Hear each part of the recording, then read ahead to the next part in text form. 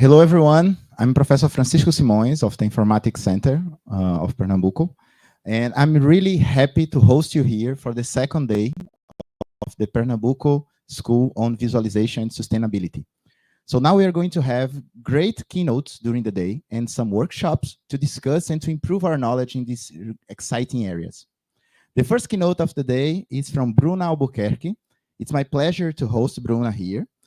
She is a specialist lawyer in environment law from the Federal University of Rio Grande do Sul and master's student in environmental management from IFPE.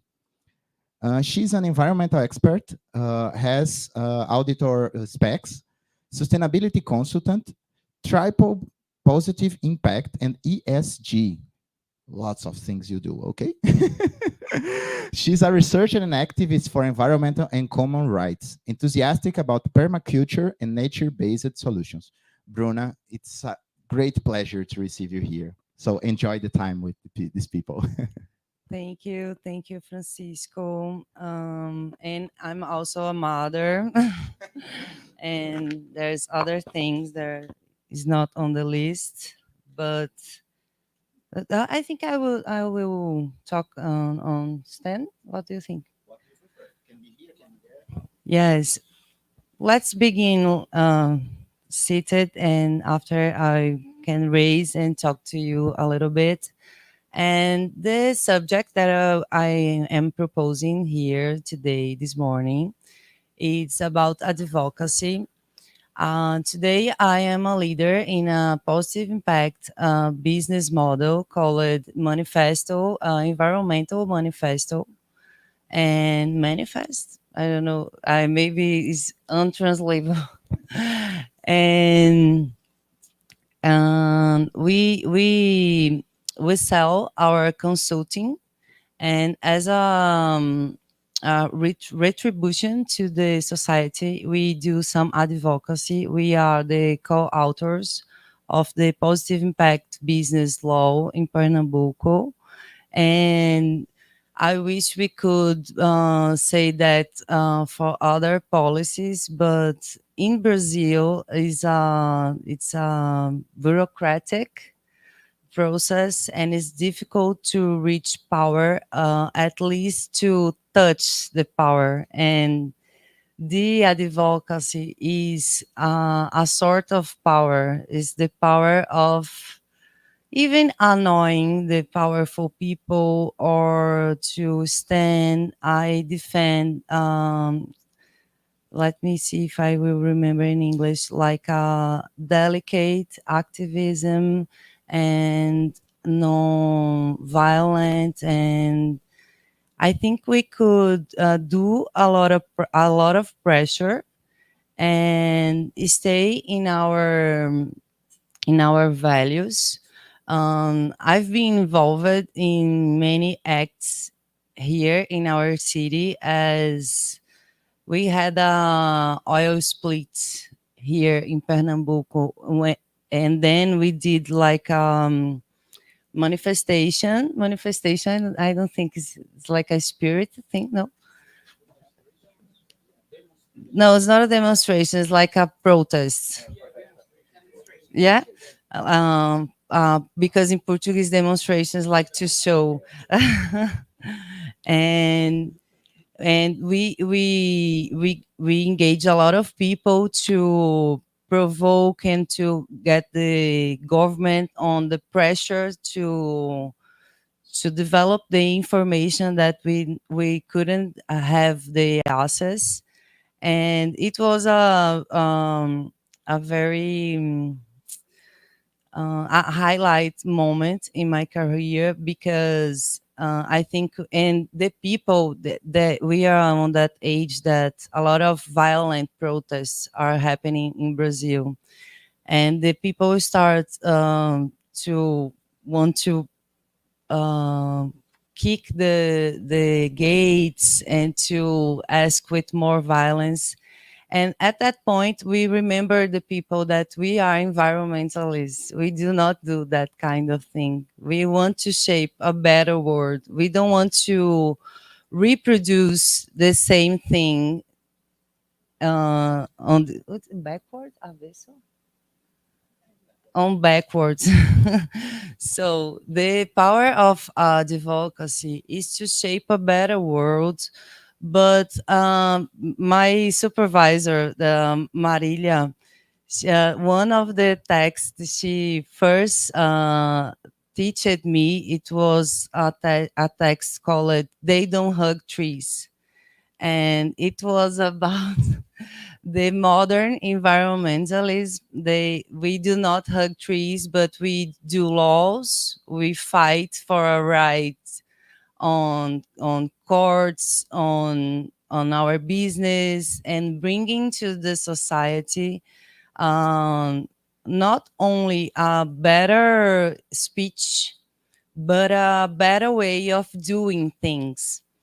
And I could participate of a document from a movement called well-being economy, and they defend that we could create an economy for serving people, not for serving shareholders, and the well-being as an indicator of development of a society.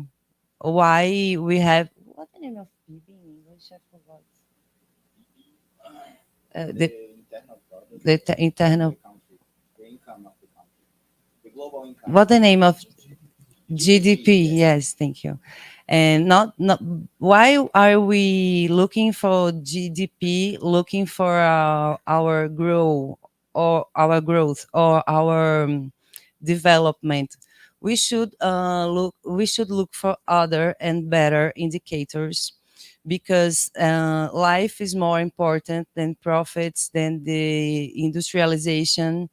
If Krenak, he says, before the Valley disaster, the crime, he told the engineers, you should stop doing that. You should not build anything here. Don't build anything. And the engineers told him, well, we cannot stop. We can't stop. And came the pandemics and everybody stopped it. And we can stop.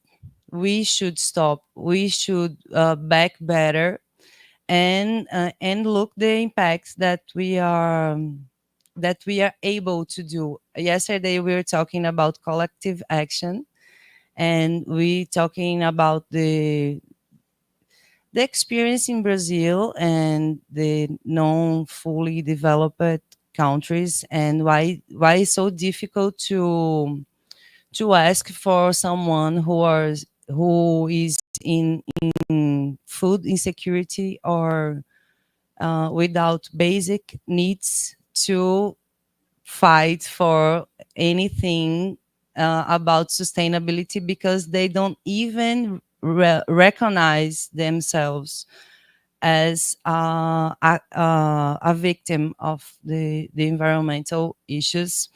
But what I want to speak with you today, it's more like a conversation. I want us to, I don't know, think about, and I always wanted to write about this topic, is the relationship between the hippie movement, the ancient of the environmental consciousness, and the UNO agenda. And the advocacy is a powerful force for change and driving progress and empowering communities. Okay, and then the objective, the main goal of the advocacy is to have been heard. And if you you cannot understand my English, you okay. And in my research about I have been uh, presented, but this is my email and my cell phone.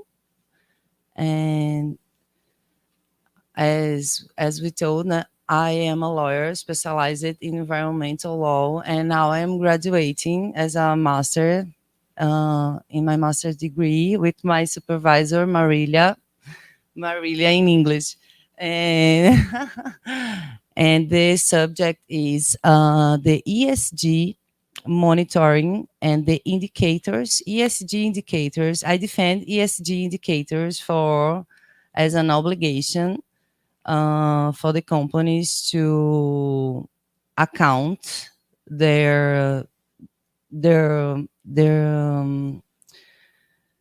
performance in social and environmental issues that matters for their stakeholders and for the society. But there's um, special moments in our history as humankind that shaped the way we see the planet, the way we see the limits, the way we fear for our planet to die. We already know the planet's not going to die, but the fear is real. And now we know that the humanity that is on the risk. But one of the most important events for the environmental awareness, environmental consciousness, is the anti-war on the 60s and the 70s, between the Cold War. The Vietnam War was the, I don't know, the main topic for the society after the Second War, after the nuclear bombs. The society was afraid of dying in a war, and the public opinion was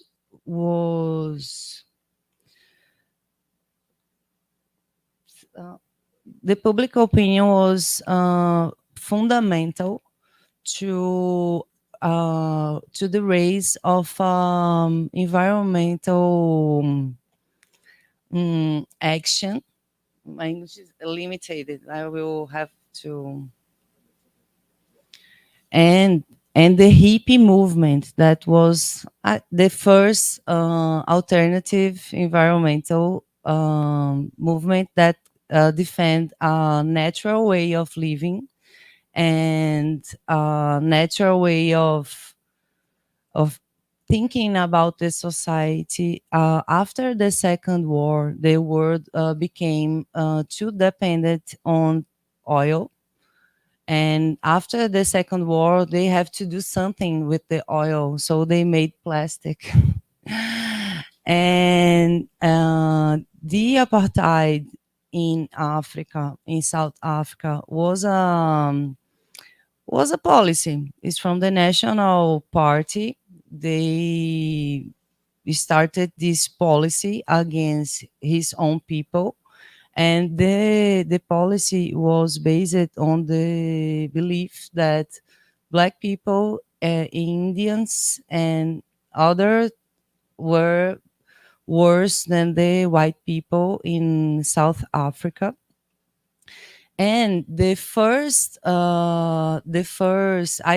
discovered in my research that, because when we think about ESG, everybody knows what ESG is here.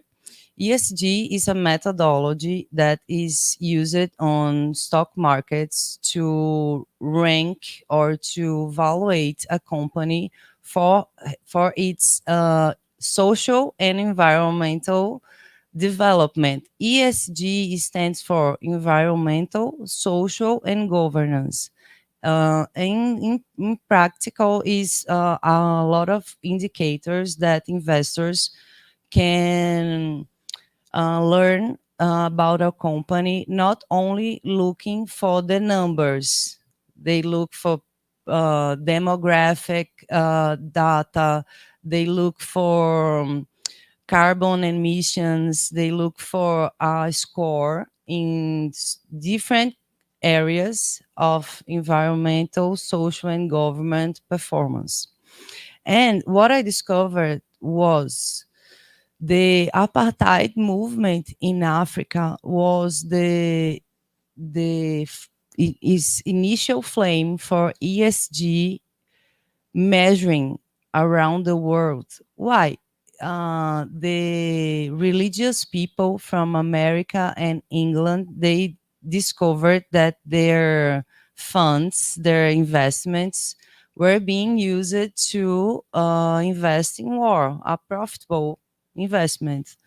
And it was a big reveal. It was a NGO called Campaign Against Armed Trade.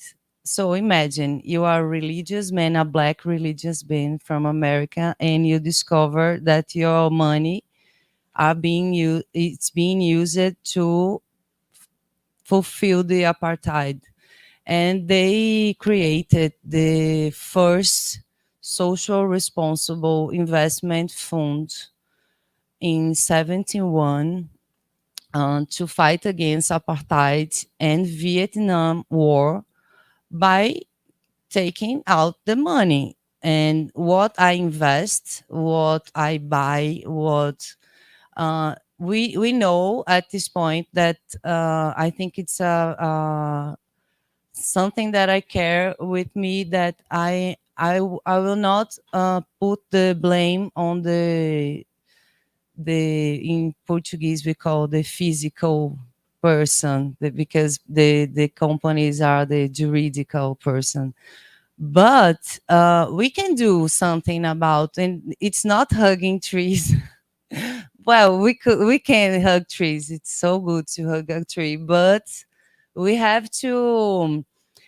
I was seeing that this data that the public institutions in Brazil, the deforestation of Brazil, 72% of their credit comes from public institutions of Brazil. We are paying.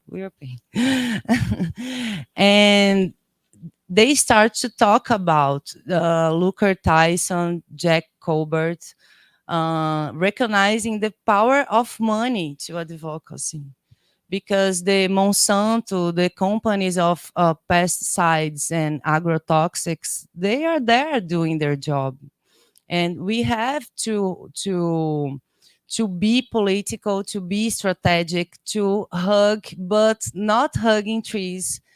We have to touch the power in a purpose that is a life purpose. We have to have the power and know we all got this power of, in collective action, call for policies. I think this is it's a path that's possible to really change things. And the first principles of ESG, now we have a lot of them. We have a lot of methodologies like GRA, the B system, the B Lab company, they do a certification. But at that point, the Sullivan was a priest, a black man, and he synthesized principles for investment, that they should look for civil rights, human rights, anti-discrimination policies, and workers' protections. And that's when we came to the ESG and modern advocacy. But first, I thought my speech was 10 and 30, and there were 3 or 4 slides that I will talk. It's about the first convention of UNO. It were in 1972. And do you know the day of environment? Who knows? 5 of June is the day of the first convention of UNO about environmental policies, and it's all connected. The the position of the society in the 70s, the fear of dying, the fear of the war, the fear of the Holocaust, the fear of the discrimination, the segregation movements. The society starts to think about that, and at the 70s they started to the first responsible investment funds, but they also were talking about that on UNO.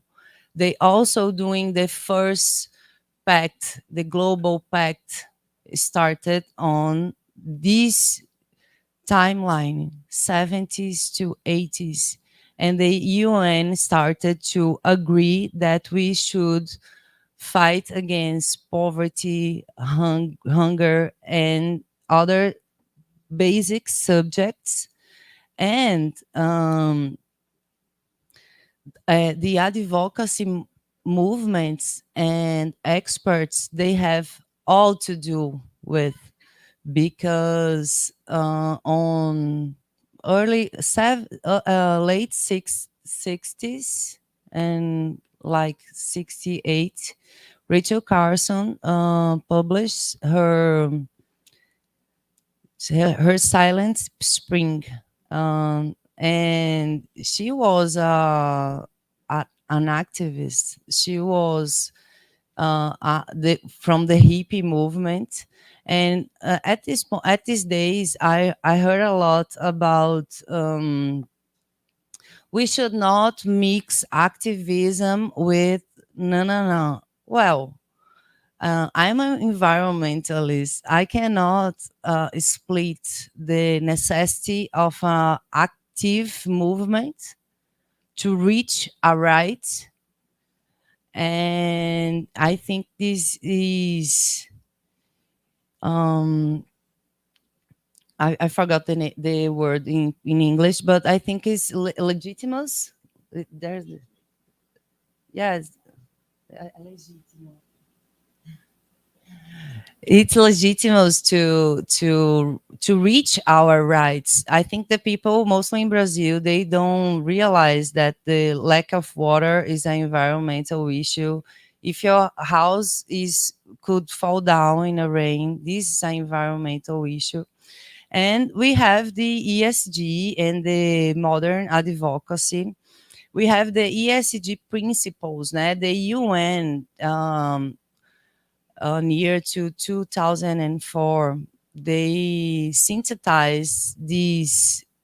When we talk, I think when someone is not from the environmental area, I think when we try to understand, because at these days everybody wants to understand about climate change, and when someone started to read, oh, there's so many different things, there's no, they are not different, they started and they happen at the same time for the same reasons, but is the action from the private sector and the public sector, and the UN represent the nations maybe activism. And we have now the principles of responsible investment for companies. And this type of data that I show you from the public bank from Brazil, I think it's a really good argument for defend that our money cannot simply go to pay for our, it's a strong word, but my English is limited, but my for our debt as humanity. And the advocacy you can find in many places, but I think the policies and to try to reach the power and to be candidate. I was candidate 4 years ago for city hall. It was a good experience as a lawyer, as an activist, and I think we have to engage in politics. I like the advocacy more than formal politics, but we have to, and we are talking about that yesterday. And for me, the collective action, it's really difficult here, but I think we should stay together. The union makes the strength, and the perception that advocacy is not only hugging a tree, holding a plate, and fighting against each other. And it happens here. It happens when we sincerely think about the issue, when we try to change the way we speak and the way we treat others. Years ago, I thought that to be an activist, I could not drink in straws and wear plastic bags and to eat meat. But I believe a lot in humanity. I'm an optimist. I think, oh my God, we could reach to the moon. We are going to find a way to solve this problem together. But I think the most difficult thing, the first one, is to get the union between people to finally realize that we are one. We are one with the nature, and uh, the last one is your voice matters. And at day by day, I don't think it's a Brazilian thing, but when you start to talk about environmental, and they call you as a uh, uh, get a rest militant. And I think it's very important for us to stand in our values, because our speech can convince, but as they say, only the example drags other people. And and to be fair, in your I think the most difficult transformation that we can make is from the inside, because sometimes the things that we don't like in the world, we can do, um or somehow we can consent with, because we did not speak. I cannot believe why we are not every day on the Capibaribe River asking the politicians why the river are like that. And because somehow we get used to not having these rights. And in almost every country in the world, they have potable water. In Brazil, we don't have, and it's okay. It's somehow we no, I cannot breathe air anymore. It's okay, and we have the right to exist. If anyone should have the right to exist, to spend water, to eat, is the people, not the companies. And I think it's not the humanity, it's not the humankind that is killing, that is putting the planet down. I think it's a way of thinking in business, is it's a dependency on oil. It's I don't know, the society is on that moment that they know they're doing wrong, and you are doing wrong, stopping with that. No, no, no, we have to continue because we cannot stop. You can stop, and we should stop. And I think when we started to reach these power people, literally power energy, we were able to regenerate with I don't know. I think it's the regeneration could be faster than the degradation. We are already in no turning points. We should really stop and work together to build a better, more just world for all. What well-being defends is to build back better. To back better is what it were for movement from the pandemics. But did we get better after the pandemics?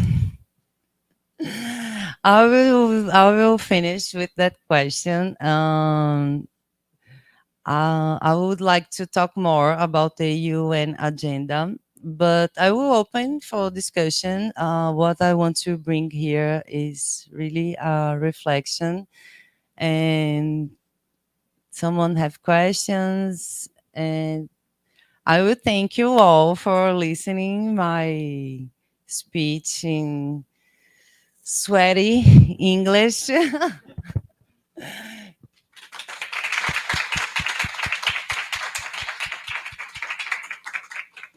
Thank you, and open for questions.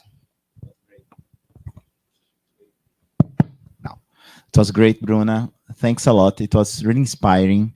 It's quite important to have this type of discussions. We started this yesterday with multiple point of views. And the point of view of a lawyer is quite important to us because it's sometimes far from what we are doing, far from what we see. And to find these references with some raises or something that happened, I don't know, 40, 50 years ago, it's inspiring to see, okay, that's changing. We are shape shifting on how to fight against that, but it's important to fight. So thanks a lot for that. And your English, it's quite good. It's interesting to hear. Okay, we open for questions. I don't know if we have questions from the audience. I have multiple here, but I can break the ice here. But I don't know, someone has some initial question. Oh, so I have certain that we could have multiple questions on this. Thank you for your really great talk.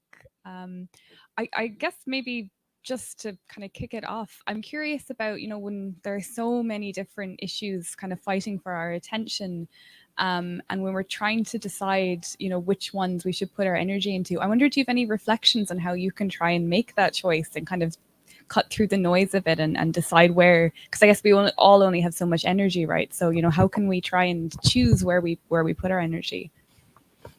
Yes, in ESG application in Corps, we use like a materiality finder and it's a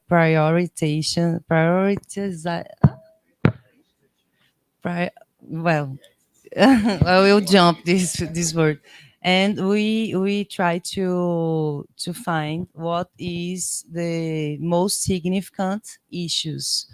As a society, the UN set up the 17 SDGs, Sustainable Development Goals.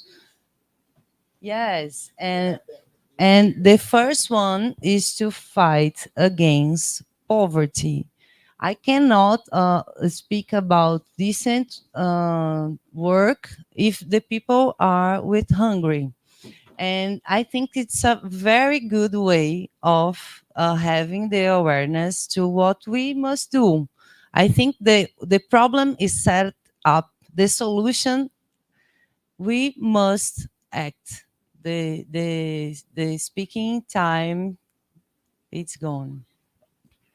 Thank you.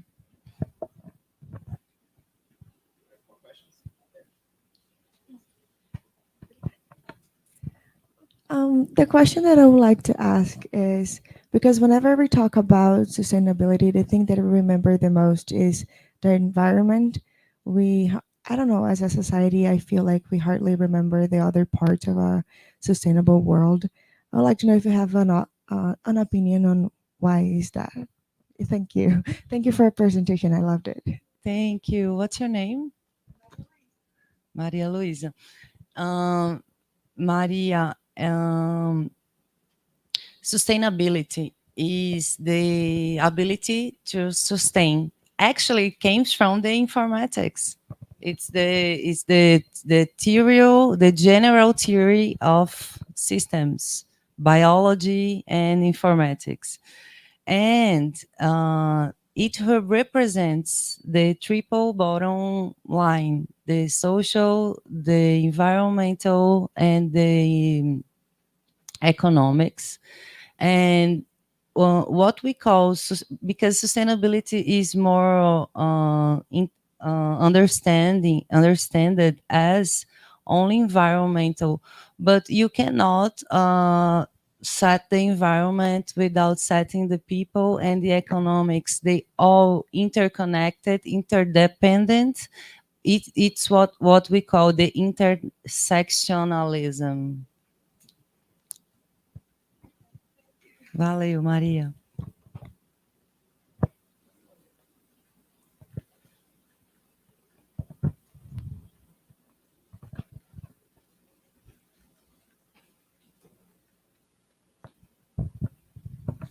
Hi, my name is Diogo, and I really like your speech, and I was curious about how can we, because I saw that you talk about segregation in Africa, and I was curious about how are the studies of how can Black people be inserted more in those topics, and how can we agree more to those subjects, because I always feels like that's always something missing, because when we talk about the society, there is some part of them that is not totally included.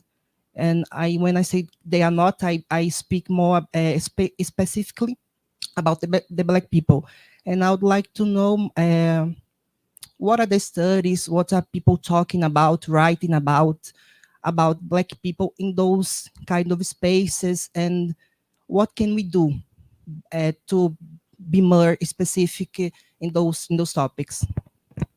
Yes, thank you, Diogo. It's a really necessary subject. The UN is launching the 18 SDG. Is called, I think, it's racial equality. And in companies, it's a really important indicator, the demographic indicator, how many Black people are in the companies.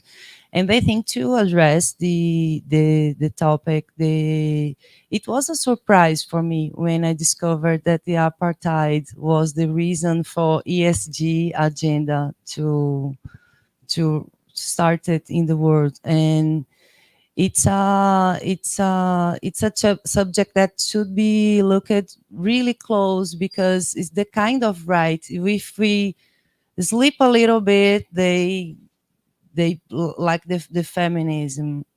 And I think we should the type of activism that I believe is why there's no Black people on your council, on on politics, on companies, on universities. I think the Brazil could move with the quotes system, but it's not enough.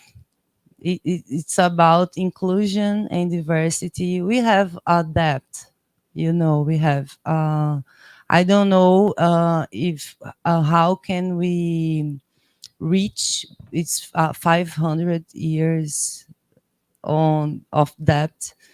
And I think the the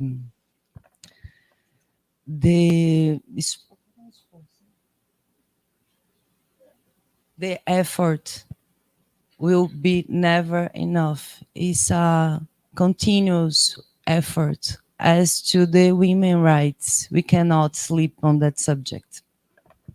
Thank you. I think that's something that we all as a society are growing up with these thoughts, with the discussion, because since we are talking about, I saw that you bring up the subject in your presentation, and I think it's very important that not just you or the people in the audience, but we all as a society talk about more about those topics, and we're starting to put the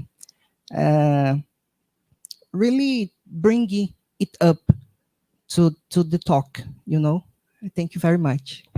Thank you, Diogo.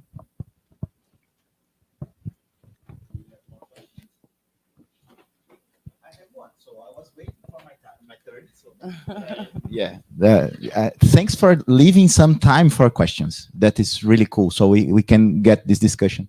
And I believe this is more a suggestion to other people here because we have multiple students in these things. And we felt in our own practice here the importance of lawyers and these type of things because we are working a lot with privacy. So in the recent years, we are seeing a lot of GDPs and other privacy concerns in society. And it's quite important to shape our technological or technology effort by thinking about these standards from beginning. So we got in touch with some ONG here from Recife, and to understand the law, to understand what can we do with images, for example, with data from people and these type of things. And my question to you is, how can we, while technology or technological people developing these new technologies, we can think about that together with you? How can we get connected with lawyers and with society to do that from start? Because that's a difficult question. For example, multiple people here at university, and they just think about, okay, the best accuracy, I can use the greatest resources I can have. I'm Google or Amazon. I have all the money I need. So I can put a data center inside a lake and warm the lake and no one cares. So how can we think about that from our practice as engineers, computer scientists, and these things together with lawyers and with the law? Um, Good question. And I think there's a concept called tech for good.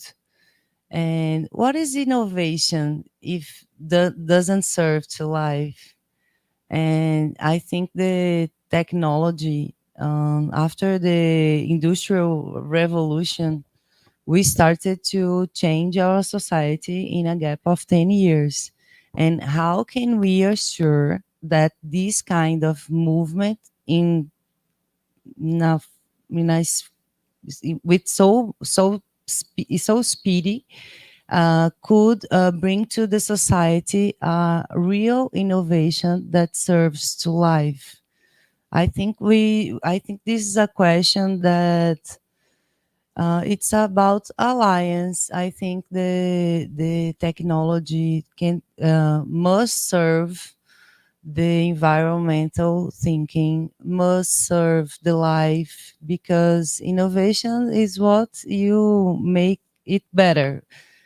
In an innovation that doesn't bring that, and the technology is fundamental to visualization of data, because imagine, I think we have the right to see how the air is, as the professor said. I think we have the right to know how the water that I'm drinking is.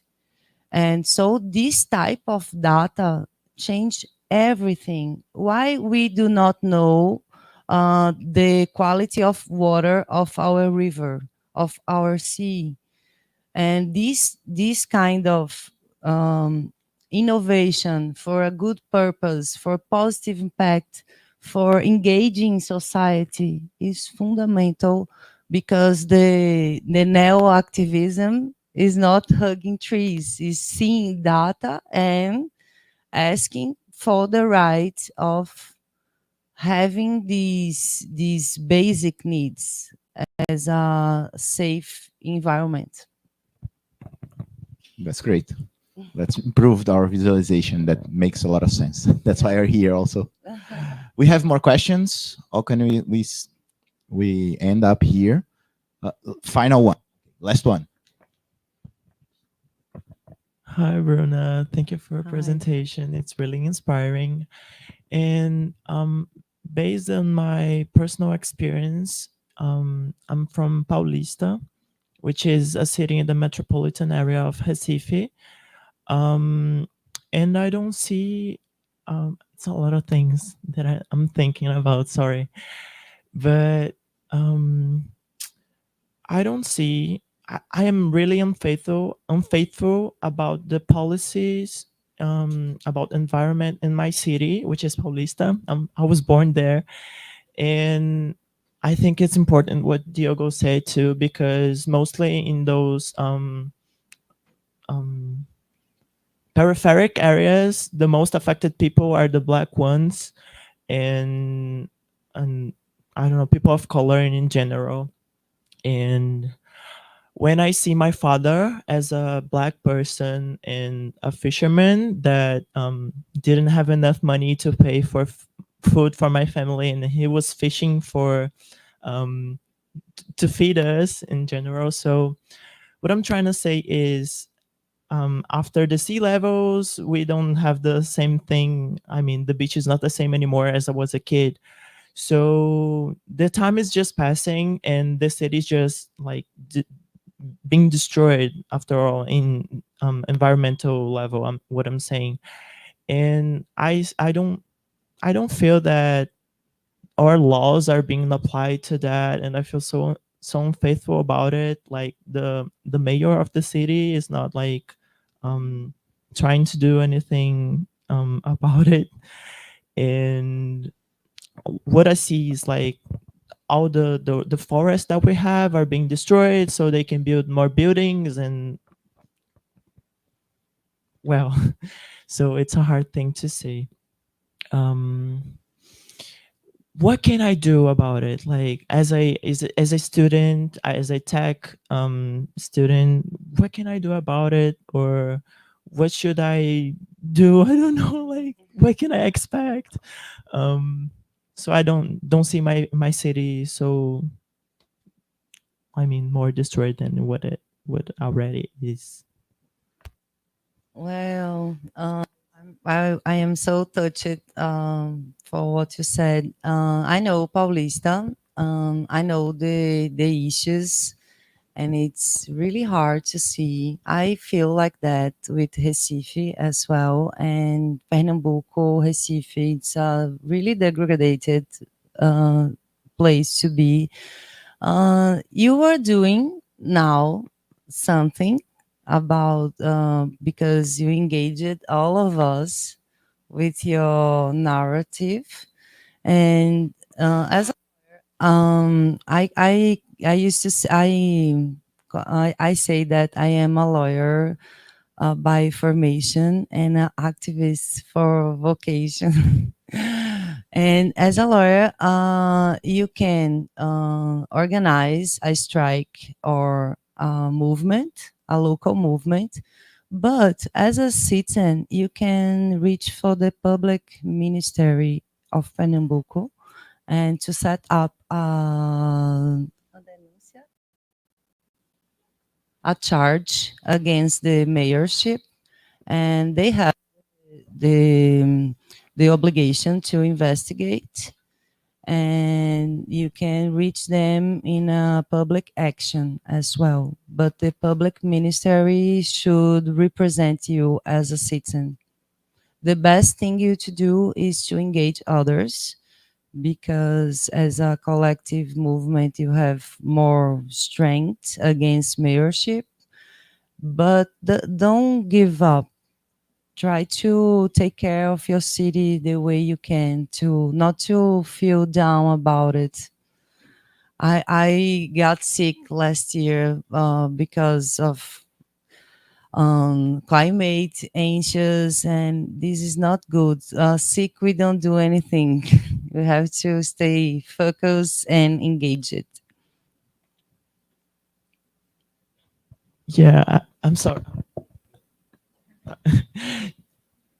As a kid, like I grew up seeing my city being destroyed, so I feel that way. I felt that way since I was a kid. Like that's why I'm here. That's why I'm trying to study more and trying to improve my thoughts about environmental issues, because I think that happened with me. I don't know. Everyone else should see what's happening. Like just I feel miles, kilometers are around here, so it's important. Thank you.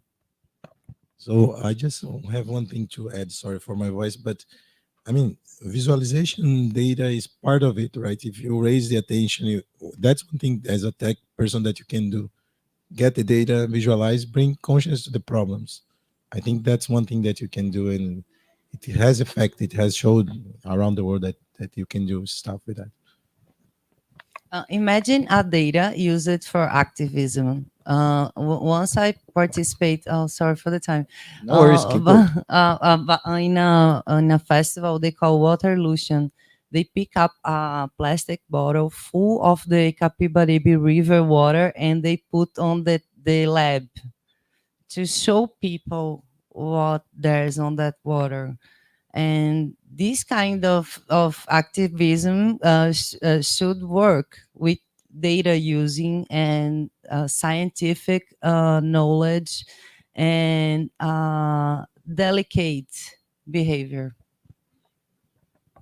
That's great. Let's thanks Bruna again. So we reached the end of this keynote. Thanks a lot for everyone. We are going to have now some tree planting outside here at the hall of the Informatics Center.